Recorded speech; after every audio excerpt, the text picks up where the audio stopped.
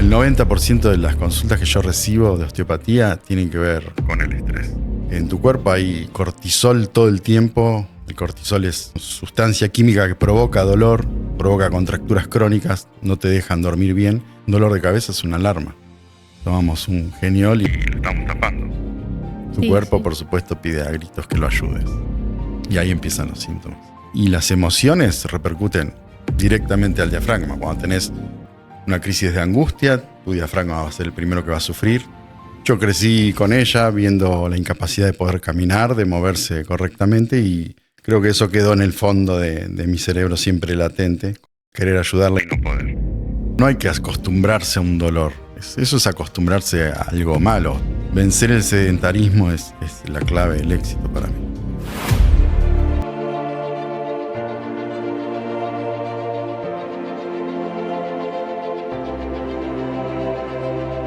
Detrás de un diagnóstico. ¿Qué pasa antes de que un médico diga está todo bien o tenemos que estudiarlo mejor? Mi nombre es Delfina Perry y esto es Biosalud 360, el podcast donde exploramos qué hay detrás de la medicina. Bueno, Roberto, muchísimas gracias por estar hoy acá con nosotros. Gracias por invitarme. Por venir a compartir esta charla. Para empezar, me gustaría saber cómo nació tu interés por la kinesiología y qué te llevó después a estudiar osteopatía. Bueno, nace de muy chiquito, creo que quedó en el subconsciente muchos años.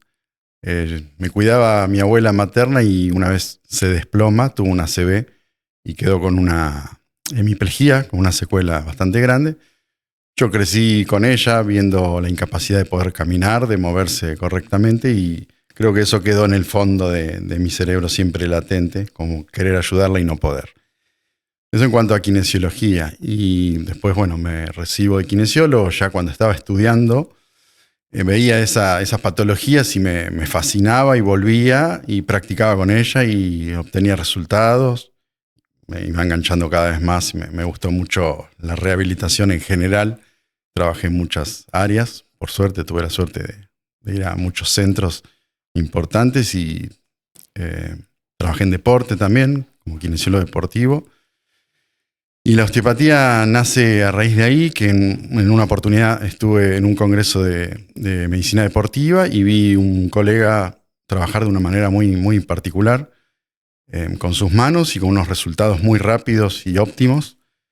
Eso que hacía mi colega era osteopatía. Era uno de los primeros osteópatas de la Argentina.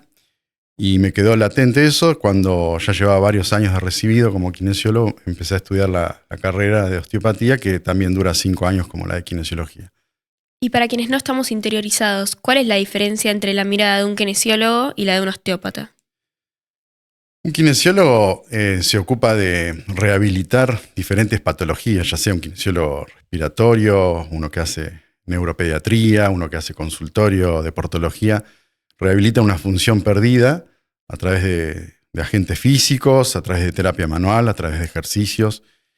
Y un osteópata busca la causa de la disfunción, del dolor, va un poquito más allá, una mirada más integral, hasta con las emociones trabajamos también incluso. Hay una parte de la osteopatía muy interesante que es la liberación somatoemocional, que es ir buscando la causa a la cual te llevó la lesión quizás bastante antigua, pero que viene a hacer una liberación somatoemocional. Tu cuerpo lo arraigó, lo tomó como algo muy, muy potente en el cuerpo, no lo pudo soltar, pero la emoción estuvo siempre atrapando esa lesión. Son posgrados que debes hacer después de ser osteópata, es súper interesante, y trabajás integralmente con cada paciente osteopático. Vienen quizás por una misma razón a un consultorio de osteopatía como de kinesiología, pero avanzás un poquito más hacia la causa de la lesión que lo trae al consultorio. ¿Y cuáles son los dolores más frecuentes que aparecen hoy en tu consultorio o en Fundación Favaloro, donde también atendés? Bueno, en Fundación Favaloro hago un trabajo muy específico, que es la rehabilitación de pacientes graves pulmonares en espera de trasplante. Atiendo los pretrasplantes, posttrasplantes, enfermos pulmonares crónicos. Ahí hago rehabilitación específicamente. Y en osteopatía vienen todo tipo de dolores, frecuentemente dolores de espalda, de cuello, de dorso, de columna lumbar, dolores de hombros, rodillas, como en cualquier consultorio de kinesiología, pero más enfocado a dolores crónicos de espalda y cuello. ¿Y cómo influye nuestro estilo de vida actual en ese tipo de dolores? Y con nuestro estilo de vida actual me refiero a estar todo el día con la pantalla, estar sentados, no movernos tanto.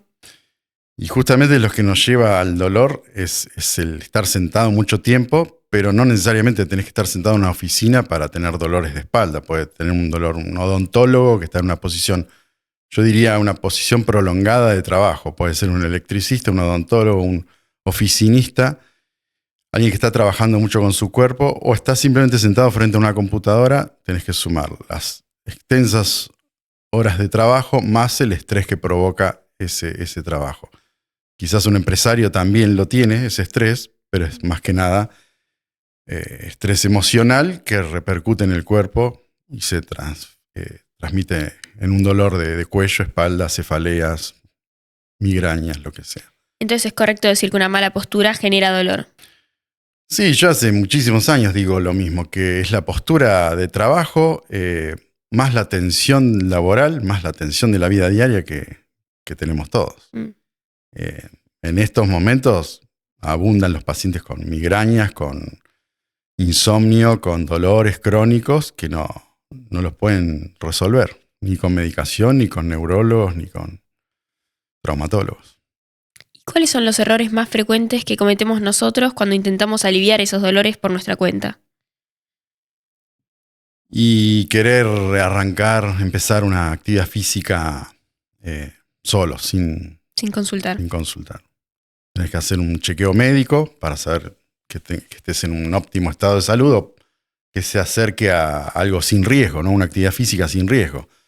Quizás lo peor que podemos hacer es desestresarnos jugando al tenis una vez por semana o al fútbol y no estar preparado para eso. Eso genera lesiones, malestar. Va a depender de tu edad, si tu cuerpo soporta esa exigencia que le das con un estímulo semanal de trabajo físico. Depende exclusivamente de la edad, pero es muy frecuente que una persona de más de 40 se lesione. Y cuando vas estresado, justamente en tu cuerpo hay cortisol todo el tiempo. El cortisol es una sustancia química que provoca dolor, provoca contracturas crónicas, no te dejan dormir bien. Y vos vas justamente a buscar una solución y resulta ser peor el problema porque te lesionás. Y ahí como que vas perdiendo confianza en que la actividad física va a ser tu solución. Entonces ahí entramos en ese consumo de antiinflamatorios, aunque sean no esteroides. Hay dos tipos de antiinflamatorios, con corticoides o no, pero todos ocasionan un daño si es el uso frecuente de los mismos, ¿no? ¿Y qué tipo de actividad física sueles recomendar? Porque se habla mucho de la natación, por ejemplo, como deporte que ayuda a todo el cuerpo. Sí, es un relato bastante antiguo ese. Yo me recibí hace muchos años y ya lo escuchaba desde aquel entonces. Sí. El traumatólogo te manda a nadar. La pregunta es ¿cómo nadás? ¿Sabés nadar? ¿Tenés miedo al agua? ¿Tenés buena técnica para nadar? Yo flexibilizo primero, trato de que mi cuerpo se flexibilice, hablo por mí mismo, pero aconsejo a mis pacientes lo mismo. Empezar a flexibilizar tu cuerpo y dejar que puedas elegir una actividad física sin riesgo de lesión. Primero trabajar la flexibilidad. Quizás va a depender de si estás obeso, si sos grande, si sos añoso, si qué es lo que más te guste también, porque tenés que buscar una actividad que a vos te atraiga, que te guste, que te quede cerca de tu casa, que salgas del trabajo y lo hagas, o que puedas escaparte del trabajo y hagas 50 minutos de actividad física. Hay muchos lugares del mundo que el yoga es parte de la rutina del trabajo. En una oportunidad me habían ofrecido un trabajo para hacer yoga con los empleados, oficinistas en una empresa. No lo concreté yo, lo hizo un profesor de educación física, un compañero que trabajaba conmigo, pero es muy interesante poder cortar la jornada laboral de alguna manera o que vos salgas de tu trabajo y lo puedas hacer. No necesariamente lo tenés que hacer todos los días, pero salir de ese sedentarismo, del estrés laboral, de la rutina, del estar quieto o de forzarte mucho en un trabajo, hagas lo que hagas. Claro, pero es importante que sea algo que a cada persona le guste para mantener la constancia, porque si se empieza, se abandona, se arranca otra cosa, se abandona. Totalmente, totalmente. Podés empezar a cualquier edad a hacer una actividad que a vos te guste. Puede ser, yo recomiendo mucho flexibilizar el cuerpo con pilates, yoga, stretching, pero es muy importante, hoy se sabe más que nunca que la fuerza muscular es primordial, trabajar la fuerza, los estímulos de fuerza, ya que liberamos sustancias que son cardioprotectoras también, y para mantener un perfil metabólico óptimo. O sea, a medida que avanzan los años, tenemos riesgo de diabetes, hipertensión, obesidad, y tenés que hacer una parte de ejercicio aeróbico, una parte de fuerza, una parte de flexibilidad y algo de deporte. Pero ¿cómo distribuís eso en tu semana si vas a tener poco tiempo? Es bastante difícil, pero comenzando con estímulos cortos se puede. Por ejemplo, no usar tanto el ascensor. Si vivís en un edificio, subir por escaleras, acostumbrarte a caminar al trabajo. Si podés bajarte antes del subte, caminar. Hay diferentes maneras de estimular la actividad física. Empezar por lo más fácil y liviano. ¿Y desde qué edad pensás que es clave hacer ejercicio físico? ¿Desde la infancia? Desde la temprana edad, desde los niños que van a jardín de infantes. Mi hijo hoy juega al fútbol 6 veces por semana. Creo que hizo un avance tremendamente bueno con patrones de movimiento, aprendiendo el deporte en sí. ¿Es chiquito? Hoy no, cumple 13 años, pero empezó hace 5 años y cuando fuimos avanzando en los entrenamientos y van adoptando patrones de movimiento óptimos para ese deporte. Pero puede ser tenis, puede ser taekwondo, puede ser hasta natación, lo que quieras. Que tengas una buena enseñanza desde temprana edad es clave para prevenir lesiones de grande, para aprender bien un deporte y también para los lazos afectivos, los lazos con tus pares, formar equipos. Es altamente importante para un niño, un adolescente, un adulto. Incluso desarrollar disciplina, otro tipo de valores o de costumbres que es verdad que con la edad es más fácil adquirirlos de chico y con un deporte que de adulto. Hoy más que nada alejarlos de la tecnología. Nosotros los mandamos 6 veces por semana a fútbol y una a natación. Sí, para que estén entretenidos con eso, sí. con algo que sea realmente productivo y que no sea estar metido en la pantalla. Sí. Y volviendo a los dolores, ¿cómo nos damos cuenta cuando un dolor no lo tenemos que seguir ignorando y ya es momento de ir a consultar? Cuando lo tapaste muchas veces con antiinflamatorios y el dolor sigue, el cuerpo te está avisando. Te avisa una y otra vez. El organismo es tan sabio que tenemos herramientas donde el cuerpo va pautando alarmas. Un dolor de cabeza es una alarma. Tomamos un Geniol y lo estamos tapando. Tener insomnio es otra alarma. Tener dolores musculares, articulares frecuentes, más que eso, ya te está avisando bastante tu cuerpo. Ahí seguramente tapes el dolor, pero va a depender siempre de la edad, del trabajo que hagas, de la actividad que hagas, pero vencer el sedentarismo es la clave del éxito para mí. Y hace un rato mencionabas cómo afectan las emociones y la tensión en el cuerpo. ¿El estrés cómo se manifiesta específicamente? Con dolores, justamente, dolores crónicos que no podés solucionarlos con la kinesiología convencional, donde va a haber una causa psíquica detrás de todo eso. Hoy yo creo que el 90% de las consultas que yo recibo de osteopatía tienen que ver con el estrés. La vida diaria que nos toca, el estrés laboral, familiar, social, es lo que nos afecta mayormente, y una mala gestión del estrés es lo que te hace llegar a un dolor crónico y a una consulta. ¿Y por qué pasa que algunas personas acumulan esa tensión en los hombros o en el cuello y otros en la espalda, en la mandíbula?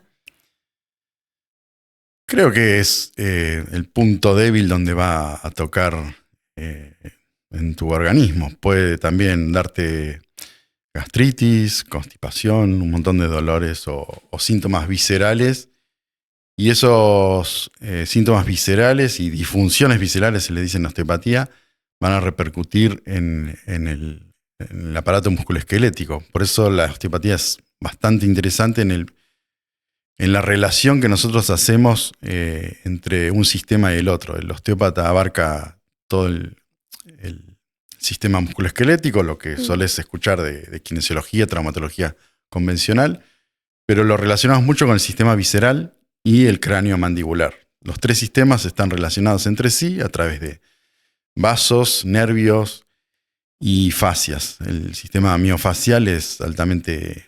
Se escucha en la kinesiología en general que la fascia se está trabajando de diferentes maneras. Cualquier terapeuta manual lo usa. Hoy ya no existe una reeducación de un músculo analítico. Si vos te desgarraste el cuádriceps, tenés que trabajar globalmente en el cuerpo para recuperar esa lesión. Y los osteópatas nos especializamos en el trabajo manual de la fascia, en los diferentes sistemas. Cualquier tejido alterado, tratamos de reequilibrarlo y el cuerpo mismo tiene una capacidad innata de autocuración y eso hace que se reequilibre por sí solo, pero uno le dio un empuje nada más con sus manos. Cualquier osteópata con una técnica o con otra llega a equilibrar eso. Se trabaja sobre el sistema nervioso y como te había dicho al comienzo de la charla, hay una liberación somatoemocional que muchas veces puede llegar a liberar. Y la fascia se puede entrenar también, ¿no? Entrenar, sí, por supuesto, con flexibilidad. Como te dije anteriormente, el tener todo el aparato musculoesquelético flexible te va a ayudar a que esa fascia actúe de una manera correcta en diferentes patrones de movimiento. Pero el tejido miofacial es lo que recubre a nuestros músculos. Pero también hay tejido conectivo en la parte visceral, en el peritoneo. El peritoneo es un tejido conectivo que nosotros lo consideramos como fascia. Las meninges también es tejido conectivo que relaciona todo el sistema nervioso. Por eso la osteopatía abarca integralmente al individuo. ¿Y la respiración influye de alguna forma en la tensión muscular? Al 1000%, sí. El diafragma es el principal músculo respiratorio. No solo actúa biomecánicamente en el cuerpo dándote un equilibrio en la espalda, porque se inserta en la columna, donde se divide la columna, mejor dicho, donde se une la columna dorsal y lumbar. Ahí está la inserción del diafragma, como un paraguas que abarca hacia adelante y hacia la columna y hacia los laterales. Tener eso flexible es clave. Hay muchos músculos que están unidos a ese gran diafragma y las emociones repercuten directamente al diafragma. Cuando tenés una crisis de angustia, tu diafragma va a ser el primero que va a sufrir, tu estómago. Por eso nosotros, los que hacemos osteopatía visceral, interpretamos también las emociones a través de alguna manifestación. Aunque sea de movilidad casi imperceptible, un osteópata lo puede trabajar diferentes órganos y trabajar sobre esa emoción indirectamente. Y dormir mal, por ejemplo, genera dolores, malestar. Estás respirando mal, mientras dormís mal estás respirando mal. El insomnio que es tan difícil tratarlo, yo justamente estoy incursionando actualmente con talleres de respiración, con un método específico que se llama Wim Hof, que son hiperventilaciones combinadas con apnea para trabajar sobre el sistema nervioso. Yo empecé a practicarlo, empecé a darlo a los pacientes, unos audios, pero me resultó mucho más práctico ir a la práctica en un taller de poca gente, pero bien enfatizado a aprender a trabajar la respiración con este método específico. Es más rápido que una meditación. Por supuesto, el método también incluye una meditación, pero la respiración Wim Hof lo puedes investigar en cualquier lado, que es altamente efectivo para tratar el sistema nervioso neurovegetativo. Sé que ahora se usa bastante en entrenamientos, en gente que entrena, hacer apneas. Después de entrenar, hacer 10 apneas, dedicar 10 minutos a hacer ese tipo de respiración profunda y como meter el músculo para adentro. ¿Es efectivo? Eso me parece que estás diciendo lo que se llama hipopresivos. Sí, los hipopresivos, totalmente. Hipopresivos es otra forma de trabajar Trabajan sobre las presiones intraabdominales, es bastante efectivo el método. Yo personalmente no lo practico, pero por desconocimiento no conozco demasiado la técnica, pero sé que da mucho efecto. Sí. Y para alguien que entrena o que hace actividad física, ¿qué tan importante es el descanso y la recuperación? Y es lo más importante para rendir en tu próximo entrenamiento, regenerar esa musculatura que esforzaste, y el sistema nervioso debe tener una pausa, una regeneración de todos tus tejidos, y un buen dormir, una higiene del sueño es clave para trabajar y para entrenar, por supuesto. ¿Trabajaste también con deportistas de alto rendimiento? No tuve la oportunidad, pero trabajé muchos años en juveniles, en formación de juveniles, en clubes de primera división, y de los cuales estoy muy orgulloso de todos los chicos que han llegado al fútbol profesional. Pero es muy linda la formación de los jugadores, por lo menos en donde yo estuve. Y yendo a otra de tus especialidades, la ATM, ¿podés explicar qué es y por qué es tan importante? La ATM es la articulación temporomandibular. Hoy está muy conocida porque mucha gente bruxa. Yo también lo he hecho en épocas de mayor tensión. Provoca mucha sintomatología cervical, da dolores de cabeza, síntomas cervicales como cervicobraquialgias, dolores referidos en cuanto a la cervical y a la zona temporomandibular. Incluso hay mucha gente que se despierta con dolor de mandíbula. Eso es un estado de estrés crónico, no hay relajación de la musculatura, y lo que haces en la noche es apretar los dientes por demás. No solo hay bruxismo nocturno, sino diurno también. Hay mucha gente que no se da cuenta y de repente lo hace consciente: estoy apretando los dientes. Pero es muy, muy, muy frecuente que hoy se esté hablando de bruxismo. Lo tratamos los kinesiólogos, los osteópatas, los odontólogos especialistas en ATM. Hay una especialidad, diplomaturas.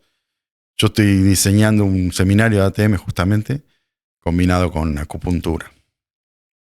¿Y por qué crees que hoy es tan frecuente el bruxismo? ¿Por qué antes no había tantas consultas y hoy en día se habla tanto del bruxismo? Por aumento del estrés, claramente, el aumento del estrés. También puede haber alteración de la articulación temporomandibular, la ATM, por una mala oclusión dentaria, eso lo tratan los odontólogos a través de la ortodoncia o con placas de descanso, diseñadas específicamente para que tu ATM no esté en constante contracción de los músculos de la masticación, de la apertura, de la oclusión de la boca. Es un trabajo interdisciplinario que, bien abordado con odontólogos, es muy interesante. Kinesiólogos, odontólogos, osteópatas, todos trabajamos en ATM. Es fundamental esa interdisciplina, que trabajen en equipo con los odontólogos. Y es muy incidente en la postura también. Cuando tenés una alteración del ATM, hay músculos que están contrayéndose por demás, tus músculos cervicales. Hay una relación cervical, articulación temporomandibular, directamente relacionados, donde una no puede estar sin alterar a la otra. Y también trastornos posturales te llevan a bruxismo. O sea que la integración del trabajo postural, de la parte odontológica, del osteópata, el kinesiólogo especialista en ATM, todos abordamos desde diferentes técnicas hacia un mismo problema. Pero el trabajo interdisciplinario es clave, por supuesto. ¿Y cuáles son las señales que nos pueden indicar que estamos apretando los dientes sin darnos cuenta? Pasa esto de que mucha gente por ahí se despierta con dolor de cabeza, con dolor de mandíbula y no tiene ni idea de por qué es. Pero ¿qué otras señales hay que significan que puede estar pasando eso? Chasquidos articulares. Abrís y cerrás la boca, te das cuenta. O situás con 2 dedos delante del pabellón auricular, abrís y cerrás la boca frente a un espejo y te das cuenta cómo abre esa boca. Si abre en forma sincrónica, si hay una buena apertura, si hay una desviación del maxilar inferior hacia un lateral, hacia el otro. Palpándote también, si hay dolores que vos los sentís con tu propia palpación. Y lo primero que podés hacer es consultar a tu odontólogo cuando vayas a una consulta o directamente pedir una derivación con un especialista kinesiólogo o osteópata en ATM. Eso te iba a consultar. Cuando uno siente una molestia de ese estilo, ¿a qué profesional va primero? ¿Al odontólogo? ¿Saca directamente con un kinesiólogo? A mí generalmente me llegan todos tarde. Cuando ya pasaron por muchos kinesiólogos o no pudieron solucionar solos. Gente que ve el cartel en la puerta, osteopatía. Por suerte la osteopatía está muy ampliamente... Está en auge. Está en auge ahora. Pero podés ir a un osteópata sin consultar con un odontólogo para empezar a tratarlo. Y yo te voy a derivar a un odontólogo. Seguramente que te derive para que te realice una placa de descanso, para que actuemos en conjunto. Muchos odontólogos trabajan en equipo. Yo trabajé en un centro de odontología en la costa y había un diálogo bastante fluido. Es ideal trabajar en equipo. A mí me encanta trabajar en equipo. En Fundación Favalor lo hago también. Me resulta muchísimo mejor para la evolución favorable de los pacientes. O sea, no se van a poder saltear al odontólogo de ninguna forma. Si querés lo salteás, pero no es lo ideal. Y si tenés una lesión kinésica, querés saltear al traumatólogo, lo salteás, pero no es lo ideal. No tiene sentido. Está bueno que hagan una consulta con un profesional médico también, por supuesto.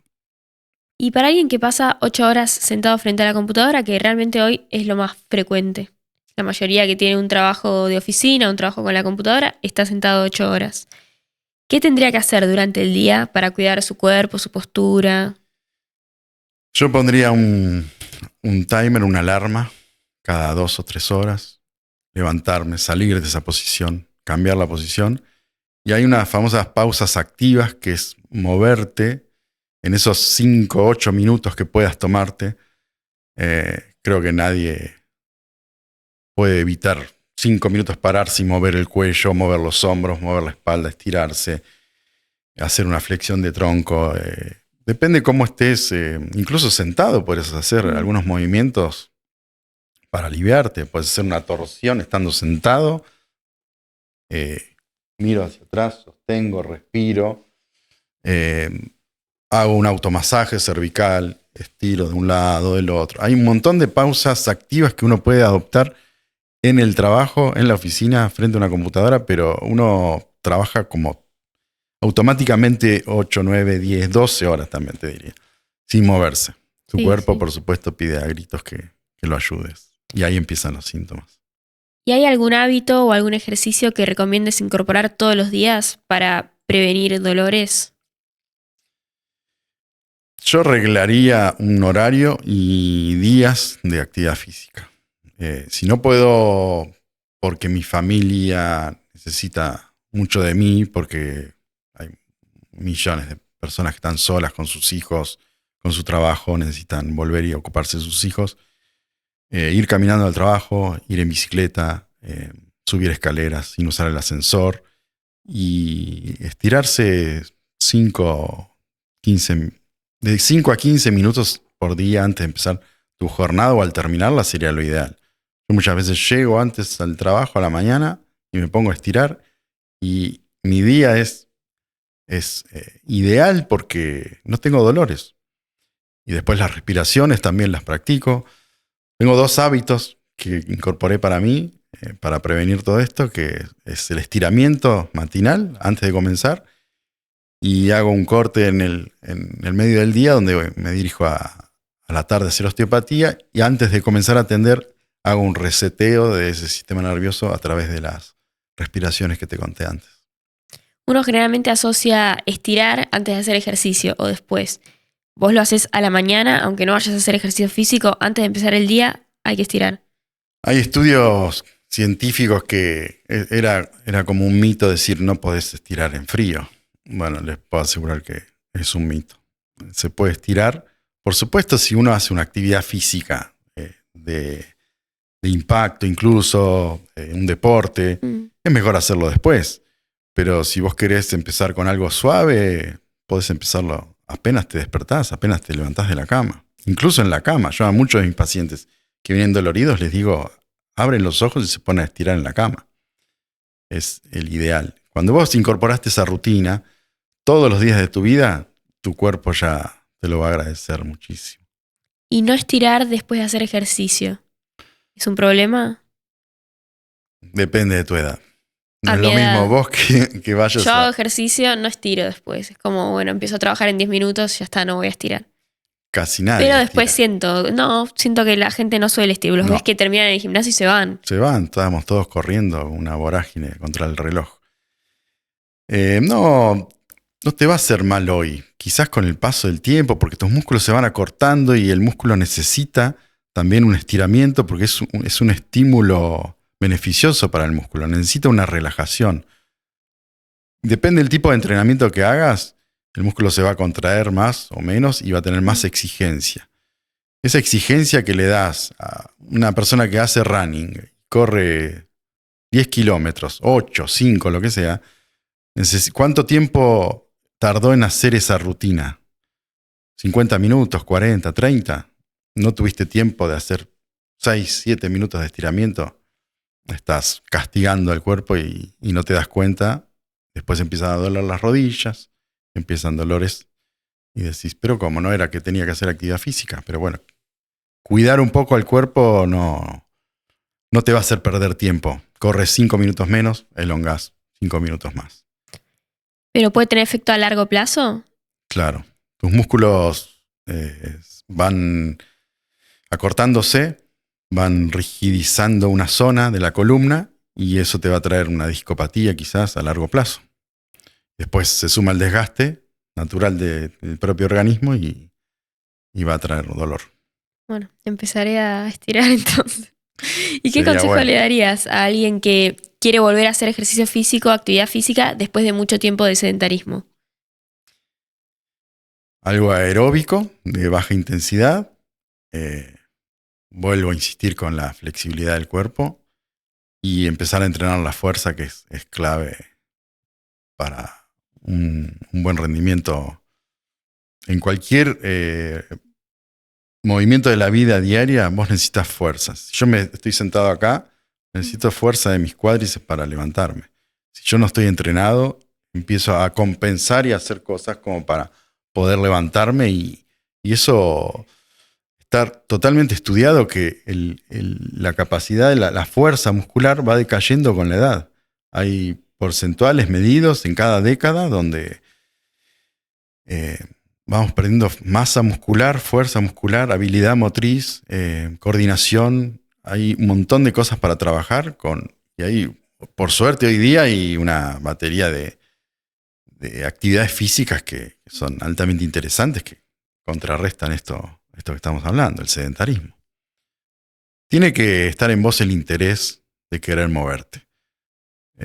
Creo que quizás empieza el síntoma y ya es un poco tarde, pero nunca es tarde para empezar la actividad física. Yo trabajo con pacientes pulmonares en espera de trasplante de pulmón, con enfermedades que se llama sarcopenia, es una consecuencia de una enfermedad pulmonar crónica, y trabajamos la fuerza muscular, sobre todo la fuerza muscular, para compensar que el pulmón está enfermo. Entonces oxigenamos al cuerpo desde otro lado, desde la musculatura periférica. O sea, si un paciente hace el esfuerzo de levantarse para ir a verme a las 8 de la mañana a Fundación Favaloro con la mochila oxígeno, creo que todos nosotros tenemos que aprender de ellos.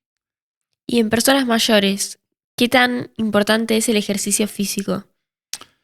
Justamente evitar caídas, deterioro de todo el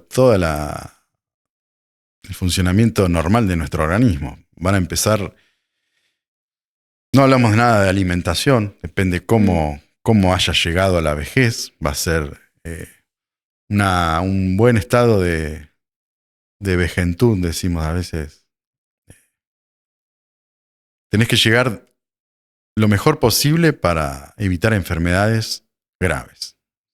Alimentarte bien de joven, desde tu edad, desde mi edad, desde los niños. Tenemos países en el mundo que tienen muchísimo riesgo cardiovascular por una mala alimentación, países del primer mundo.